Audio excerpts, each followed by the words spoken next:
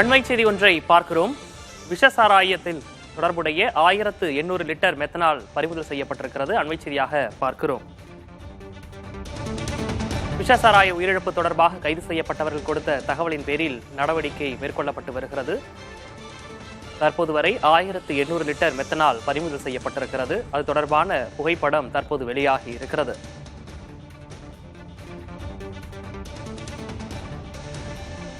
கள்ளக்குறிச்சியில் விஷசாராயம் அருந்தி 60க்கும் மேற்பட்டோர் உயிரிழந்த நிலையில் தற்போது சிபிசிஐடி காவல்துறையினர் விசாரணையை தீவிரப்படுத்தி இருக்கிறார்கள். இது தொடர்பான விவரங்களோடு செய்தியாளர் அன்பரசன் இணைந்திருக்கிறார். அன்பரசன், விரிவான விவரம்.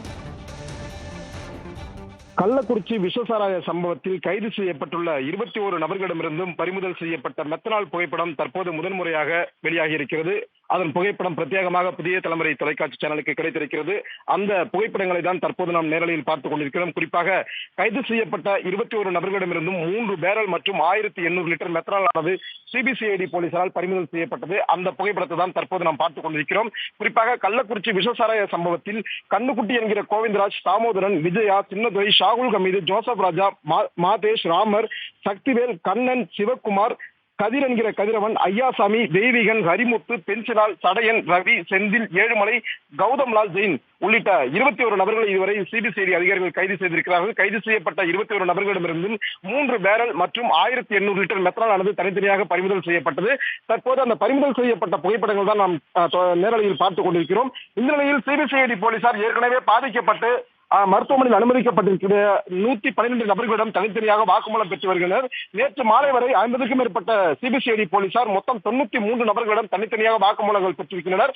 இந்த விவகாரத்தில் கைது செய்யப்பட்டுள்ள முக்கிய நபரான மாதேஷ் என்பவருக்கு பின்னணியில் கண்டிப்பாக வேறு யாரும் ஆட்கள் இருக்கக்கூடும் என்பதற்காக மாதேஷ், மொத்த வியாபாரிகளான சின்னத்துரை, ஜோசப் ராஜா மற்றும் கள்ளச்சாராய விற்பனையாளர்கள் கண்ணுக்குட்டி, கோவிந்தராஜ் உள்ளிட்ட 5க்கும் மேற்பட்ட நபர்களை போலீஸ் கஸ்டடி எடுப்பதற்காக சிபிசிஐடி போலீசார் இன்று மனு தாக்கல் செய்திருக்கிறார்கள். இந்த நிலையில் தான் தற்போது பறிமுதல் செய்யப்பட்ட புகைப்படங்களானது வெளியாகி பரபரப்பை ஏற்படுத்தியிருக்கிறது. அன்பரசன், மிக அதிக அளவாக 1800 லிட்டர் மெத்தனால் பறிமுதல் செய்யப்பட்டிருக்கிறது. தேடுதல் வேட்டை தொடர்ந்து கொண்டேதான் இருக்கிறது. நடவடிக்கையும் அதிரடியாக எடுக்கப்பட்டு வருகிறது. இன்னும் அதிக அளவிலான மெத்தனால் பிடிபடுவதற்கான வாய்ப்புகள் இருக்கா? சிபிசிஐடி அதிகாரிகள் தரப்பில் என்ன சொல்றாங்க? நிச்சயமாக இதுவரை கைது செய்யப்பட்டுள்ள 21 நபர்களிடமிருந்து 3 பேரல் தனியாகவும் அதே போன்று 1800 லிட்டர் தனியாகவும் பறிமுதல் செய்யப்பட்டிருக்கிறது. அதற்கான புகைப்படங்கள் தான் தற்போது புதிய தலைமுறை சேனலுக்கு கிடைக்கப்பட்டு அதனை நாம் நேரலையில் பார்த்துக் கொண்டிருக்கிறோம்.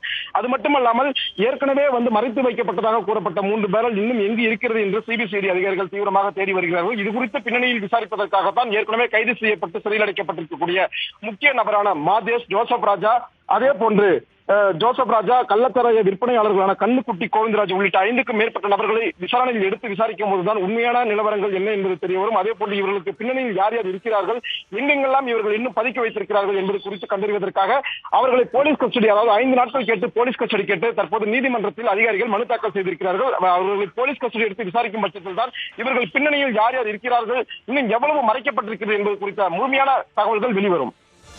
விவகாரத்தில் அடுத்தடுத்த நடவடிக்கைகள் தீவிரப்படுத்தப்பட்டிருக்கிறது. தற்போதைய விவரங்களுக்கு நன்றி அன்பரசன்.